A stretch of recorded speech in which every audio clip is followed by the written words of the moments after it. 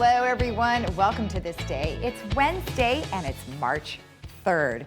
We have just one meeting to tell you about today, and it's at 1:30 this afternoon, and it is the Purchasing Task Force meeting. And you can follow along with that one at lagunawoodsvillage.com/meetings. Now, on our show today, we have amazing hearing with Anne Mundell Noel, and she's always got some great information for us. And then we're going to sit down with Susie Vanderlip, who's going to tell us all about Monarch butterflies. Now, she visited with the Garden Club, and it was such a great idea that I thought I'd steal her and stick her here on this day so we can learn all about the transitions for the Monarch butterflies. Okay, let's go ahead and give you our vaccination information like we normally do. If you have questions regarding the vaccine, you can go to lagunawoodsvillagealerts.com, and there you will find our FAQ page, where you will find most of the answers to your questions regarding the vaccination distribution. Or you can go to the hotline, which is 949-594-2533.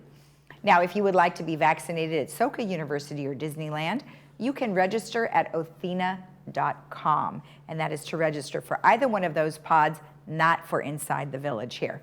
And if you are a Kaiser Permanente member, you can contact them at their hotline, 833-574-2273. Go to their website, which is kp.org/COVID vaccine, and you can click on Make an Appointment. Well, the weather is drastically changing outside today. We are having increasing clouds by the second, and we are looking for some rain shortly here within the hour of 10, between 10 and 11 today, so look out for that. Cloudy, rainy all day to the evening, 61-46. Tomorrow we are looking for some sunshine, 64-47, warmer on Friday with 75-47. Saturday, cool, partly cloudy, 60-46, and by Sunday, partly sunny, 64-52. Our sunrise this morning was at 6:16, and the sunset will be at 5:50. And Joel took a trip out to Rancho Santa Margarita Lake to capture this gorgeous shot. Love the blue, and the sky is awfully gorgeous. So thank you for sending that in, Joel. And if you have a photo you'd like to share with us, please email it to lagunawoodsvillagetv@gmail.com. When we return, we will have amazing hearing. Stay tuned.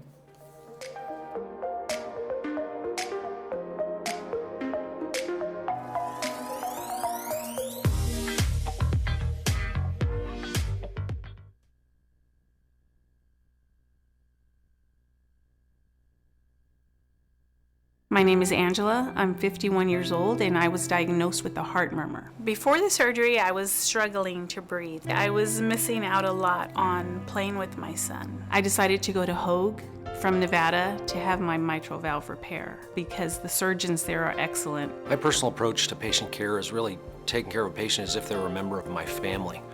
After the surgery, I can chase him and run around and play with him as much as he wants. It's like a miracle. It's like this patient made it through the toughest time in their life, and it's an awesome feeling. The feeling to see these patients recover, especially when they're critically ill like that, it's just the best feeling in the world. We wanted this to be one of the top cardiovascular centers in the region, the state, the nation, and to be recognized for that. We've achieved that. If I had to go back and make the same choice, I would choose Hoag again. They treated me like family. This changed my life, and now I get to be with my son.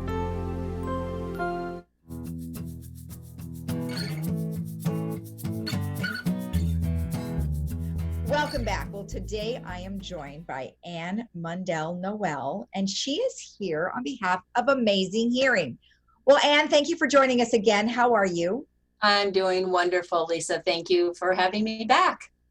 You're welcome. And you know, we've talked to a few different doctors and people now who, of course, all talk about how it is a little more difficult for people to understand. I mean, even those without hearing loss are having a heck of a time trying to understand the waitresses and waiters. I mean, the masks are so problematic. I can't imagine what you're dealing with. Yeah, it really is. What we have found is that whatever mask you use, when you cover the lips, the eyes and the ears work together, right? So now we've taken away that lip reading ability for everybody. But the other part about that is that the mask, especially now if we do a double mask, we take away the clarity or the crispness of the sound, up to 10 to 12 decibels on a regular mask. So what does that mean? 10 decibels is a doubling of sound. So the clarity is kind of dropping by almost half when you put on that mask. So it has just been a tough time for a lot of people. Yeah, absolutely. I mean, I mean, not so much, hearing loss and, even just folks, like regular folks, like you said, are still having difficulty. So I don't know. I mean, I'm hoping that we'll get through this quicker rather than later. So that way, sooner rather than later, so we can go ahead and get rid of those masks. So we can go back to understanding people. But what I was going to say to that, but is in the meantime, right, until we get to that point, there's a couple of points I want to make. One of them is by the Orange County Health Department, people who have a hearing loss can request people to pull their mask down so that they can lip read. So that is actually something that's listed on the Orange County Health website. So I want people to know they don't have to have the stress and go through the depression and other things that are happening because of the mask, that it is really mandated by the state that if you do need lip reading abilities to comprehend, that you can ask somebody to do that. I think we mentioned before, but the other thing that we are doing is if you do wear a hearing aid, we have a mask program. So we actually have a program that we can put into your hearing aid, whatever hearing aid that you have, in order to boost up those high pitches, which give us that clarity and distinction. Excellent. And the third thing I want to mention is that we do still have these wonderful clips here in the office. So that clip, which you can put on your mask to either bring the mask lower or pull it off of your ears, because gosh, there's just so much going on behind there between the mask and the glasses and most people with a hearing aid, and it just gets to be a lot. So we're trying to help as much as possible. I can just imagine, like you said, if you have glasses and a hearing aid and a mask, I mean, it's like, yikes. So I hear you. We've had a few lost hearing aids, unfortunately, through this, but for the most part, we're doing a great job by getting those masks a little bit lower, and again, trying to pull them down so that people can get that lip reading ability whenever necessary. Wow, that's like you said, it is very challenging. Yeah. So earlier you mentioned how, the brain and the ears are, working together. Mm-hmm. Is it primarily because we're trying to decipher sound, or or like you said, the lip reading? So yeah, the eyes, the ears, everything works together. Our body is made to be integrated. And so the senses are very keenly attached. And when we take away the lip reading ability, it makes it harder for the auditory system, right? So now we have to rely more on the ears. And for those people who do have a hearing loss, or maybe had a slight hearing loss and thought, it's not so bad, or it might be that spousal deafness, right? That comes when you say I do, that people didn't recognize that they were doing as much lip reading as they are. But the systems are all meant to work together. So when we do have hearing loss, we are relying more on visual cues to help us get through. So it's really been a double whammy for a lot of people. Yeah, and also there are other effects of hearing loss, which actually I didn't realize that a hearing loss. I thought maybe it had something to do with your equilibrium or the inner ear. There's other things that happen. Tell me what those are. Yeah, so as you have hearing loss and your hearing starts to go down, it's not the only thing that is affected. What it also is affected is your balance. So the balance system and the hearing system are housed in the same bony structure, and one can affect the other because our balance really comes from our eyes, our ears, and the bottom of our feet. That's how we orient ourselves in time and space. So when you start to have a hearing deficiency, the vision and the feet become more important. But what also happens is that we have issues with localization. We have a harder time picking up where a sound is coming from. We have trouble with alertness, right? Not being as sharp and crisp on what is being said. So we start to get a little mental confusion. We start talking about one topic when other people are talking about another because we didn't really get the message in. But the biggest thing that people don't understand is that hearing loss is directly related to cognitive processing.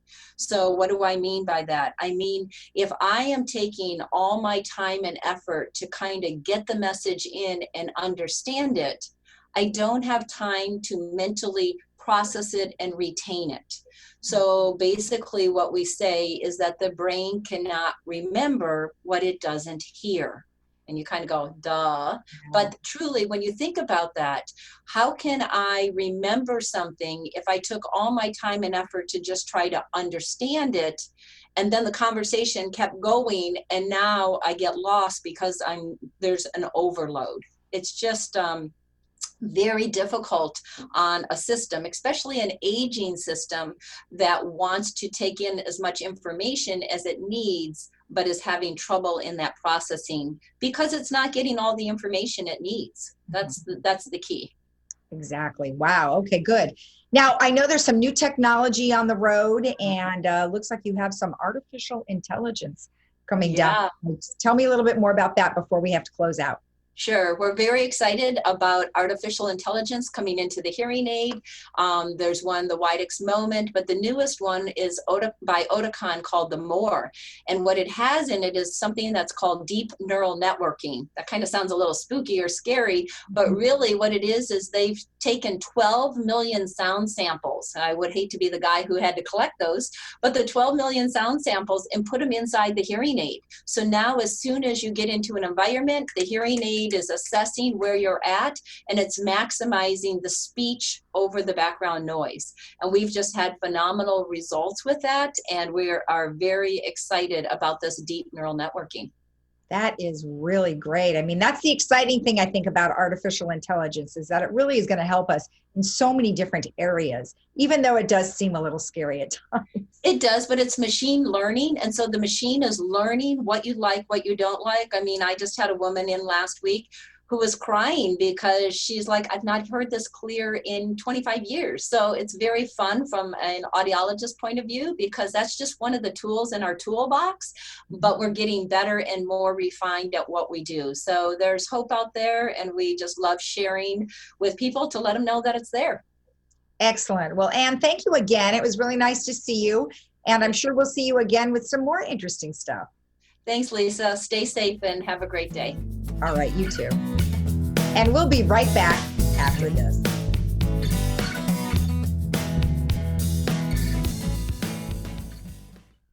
Improving your hearing is the most effective way to prevent cognitive decline. Research shows your brain cannot remember what it doesn't hear. Hi, I'm Ann Mundell-Noel, audiologist and owner of Amazing Hearing. Hearing loss makes understanding harder when others are wearing masks while doing Zoom calls, FaceTime, and watching TV. It's time to enjoy conversations again. Call Amazing Hearing to schedule your hearing appointment. We are the experts, and we accept some insurances. Now there's a different way to buy a new Lexus. It's called CarDash, only available at SouthCountyLexus.com. It's amazingly simple. Visit SouthCountyLexus.com, select and reserve your new or pre-owned vehicle that comes with a 5-day love it or leave it guarantee. Apply for credit, calculate your payment, and even appraise your trade-in, all online. Once you arrive at the dealership, just pick up your car and drive home. Push a button, get a Lexus. South County Lexus, where different is amazing.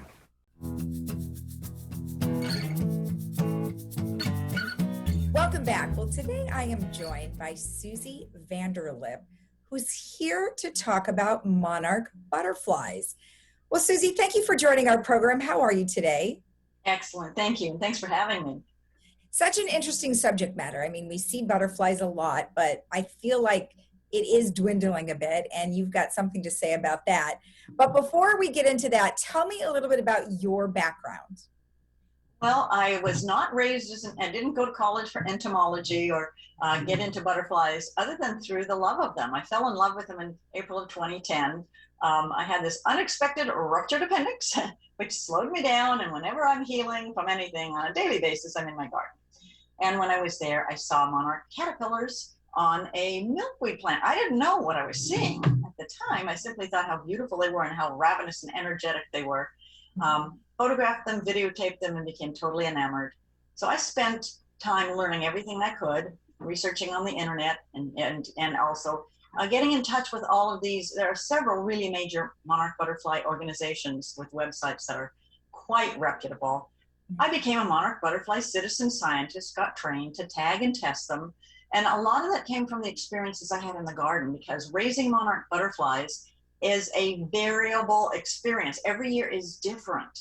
And you run into situations where you might have parasites, or you might have predators, or you might have a perfect season. It's very interesting because it's so variable. And I wanted to help.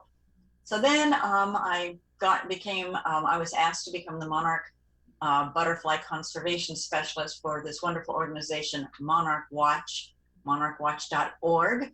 If you want to look them up, been around 50 years. And then there was a new organization started a year ago called Western Monarch Advocates, and I was asked to be one of their representatives to help Western people in the West, ourselves, right here in Southern California, help save monarch butterflies, because a lot has happened to their population over the last 20, even the last 5, even the last year, that we're very concerned about. So do you think that what exactly is the issue going on with them? Would it be pesticide? Is it just we're not having as many gardens? What would be the problem?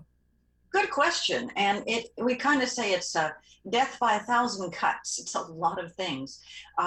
Just to give our viewers an impression of what's happened, 20 years ago, there were 2 to 4 million monarch butterflies that would fly up to Pismo Beach and Santa Barbara and Santa Cruz in the winter and sleep. They hibernate through the winter, at least they used to.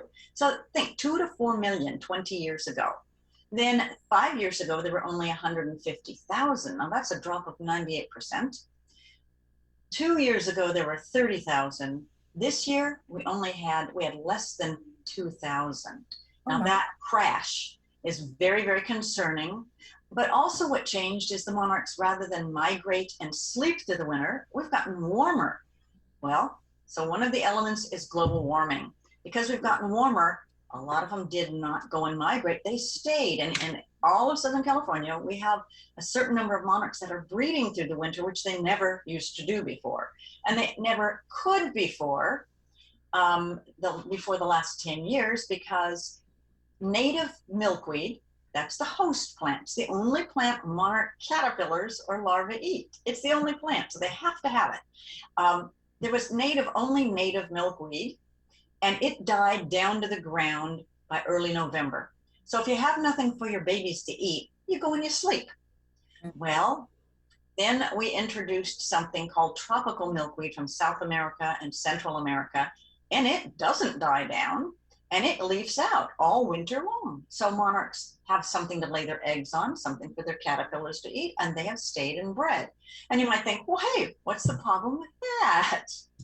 The problem is that there's a parasite. I mean, monarch butterflies are the most complex insect on the planet, just in their life cycle, but also all of the elements that affect them.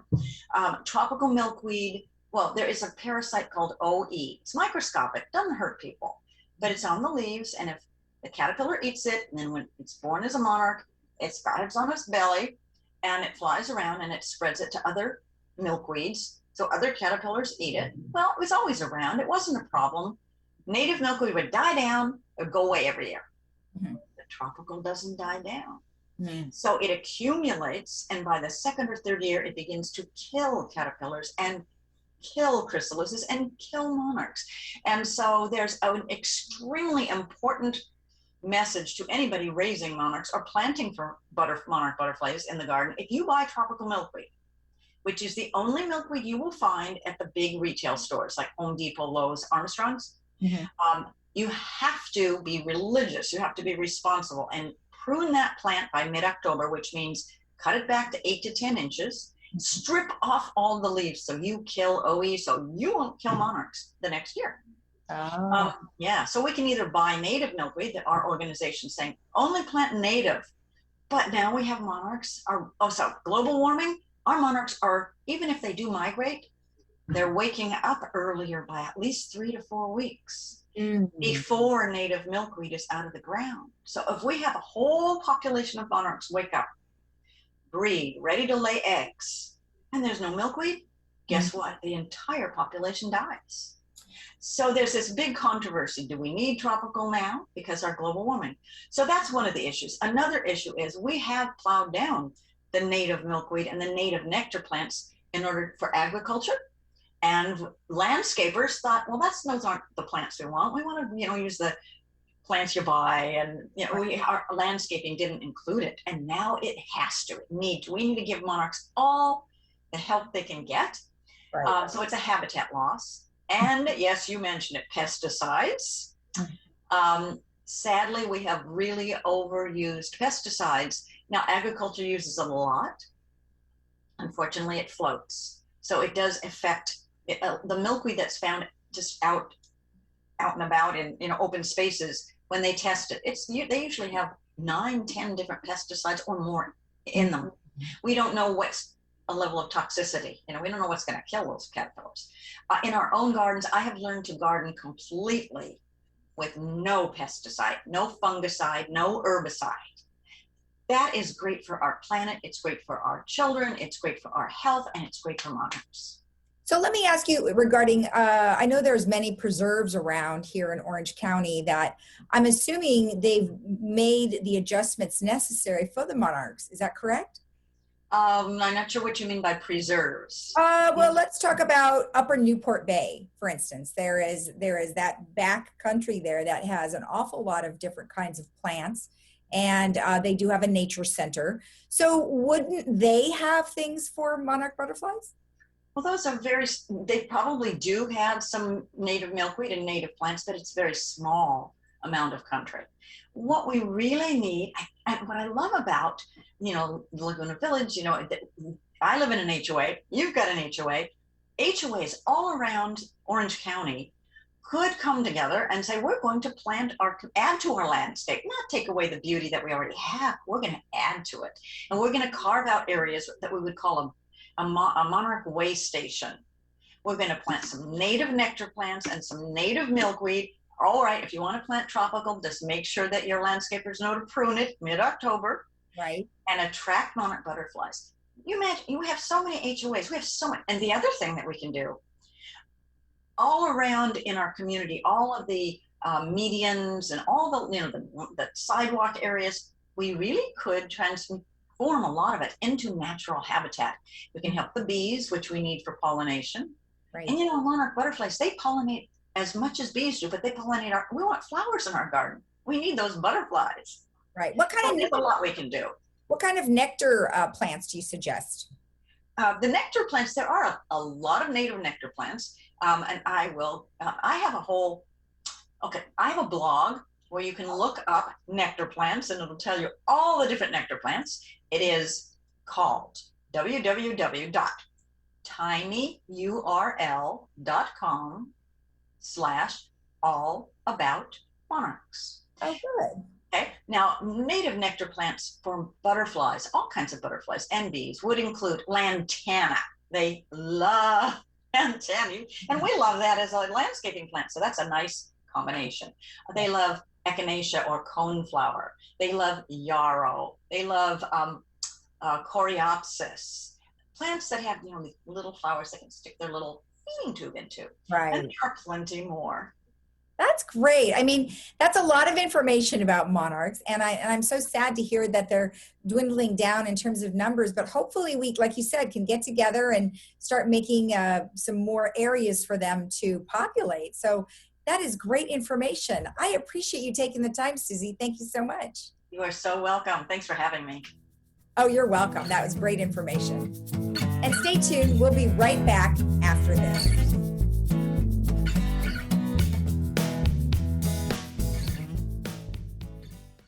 Mother's Day is coming, and Diane's Hallmark is just the place to get Mom a gift that shows how much you care. Our women's department has gifts for that special someone, including clothing, jewelry, Vera Bradley, and Bagolini handbags, Crabtree and Evelyn, and many other great gifts for Mom. Don't forget that our religious department carries a great selection of Christian gifts and Bibles as well.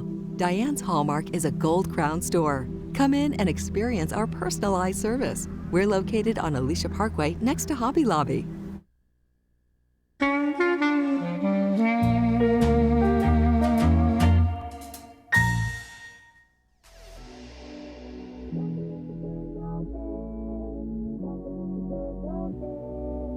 Well, we have just a quick minute to give you the two movies that are coming up this Friday and Saturday. Friday is Tesla. You can see that at 2 and 7 p.m. And then on Saturday is Wild Mountain Time. And you can see that at 3 and 6. Okay, let's take a look at our weather one last time. As I mentioned, we are starting to see clouds coming in, so it will start to rain here in the next hour or so. We're looking at 61-46, tomorrow 64-47, Friday 75-47. Saturday and Sunday are going to be in the 60s, so we are looking for some sunshine after tomorrow. Have a great day in the village. We will see you again here tomorrow, Thursday at 9 a.m. Bye-bye.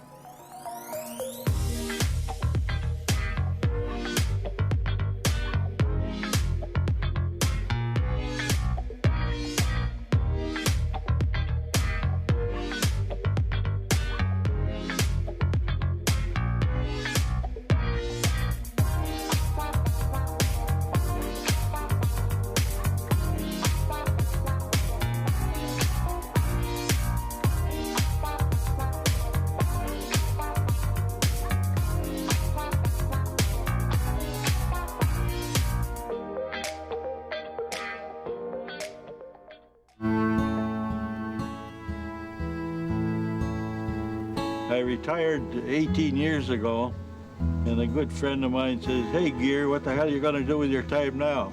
And the next thing I knew, I was a delivery man for Meals on Wheels. To the homebound neighbors he's delivered meals to for 18 years, my father, Homer Gear, is the real leading man. Hey, well, hello there. How are you today? On behalf of the 16 doctors and over 100 staff members of Harvard Eye Associates and Alicia Surgery Center, and following the direction of the California Governor and Orange County Health Authority, I'm very pleased to let you know that we're back and open to take care of our patients. Our office is taking great care to protect you and your loved ones from COVID-19, and this video will help you understand what to expect when you come see us. First, you may receive a communication from your doctor before your visit.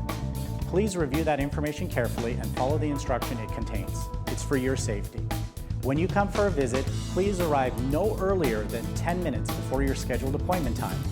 Everyone who enters one of our offices will have their temperature checked and answer questions about their health history. We're doing this for our own staff members as well. Everyone must also bring a mask, a homemade cloth face covering or scarf for work, and we will wear masks and gloves as well. Please bring your mobile phones as a way to communicate on-site if needed. We love seeing your loved ones, but it's not safe right now to have extra people in the office. Please come alone unless you need a single family member to provide physical or communication assistance. We have reduced the number of patients we're seeing and spread out the chairs in our lobbies to allow for social distancing. You'll find hand sanitizer readily available, and we'll be using it and washing hands quite frequently. Public areas will be cleaned and sanitized several times throughout the day, and exam rooms will be cleaned before and after every single patient. Please realize there's a risk in coming in any medical facility right now, but there's also risk staying home when you need your eyes taken care of. We're giving our best effort to minimize your risk in the office, and we appreciate you cooperating as well. The world is changing a lot right now, but our practice has been in Orange County since 1974. Every one of us considers it a true privilege to take care of our patients, who we think of not just as neighbors and friends, but also as extended family. Nothing is more important to you than your vision, and nothing is more important to us than honoring your trust by treating you as we would treat our own loved ones. Thank you sincerely for giving us that trust. We can't wait to see you again.